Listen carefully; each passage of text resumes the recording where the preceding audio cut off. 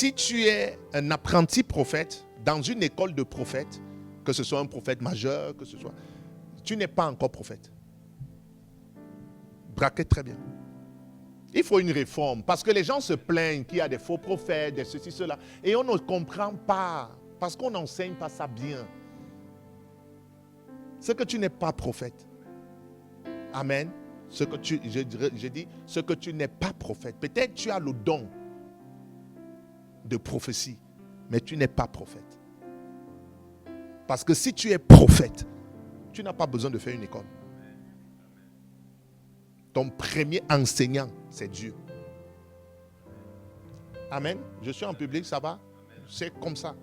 Ton premier enseignant, c'est Dieu. Il peut avoir des livres, des pères qui t'aiguisent, mais la personne qui t'enseigne premièrement, c'est l'autre. C'est Dieu, puisque c'est lui qui t'a envoyé. Donc il ne peut pas t'envoyer, c'est quelqu'un d'autre qui t'apprend comment faire ce que Dieu t'envoie faire. Donc ces écoles-là devaient être transformées en écoles du Saint-Esprit. C'est pourquoi il y a donc beaucoup qui entrent dans ces écoles pour apprendre comment prophétiser, mais qui ne changent pas de vie. Parce que tu peux prophétiser, mais tu es un païen. Tu peux prophétiser, mais tu ne te soumets pas à la personne du Saint-Esprit.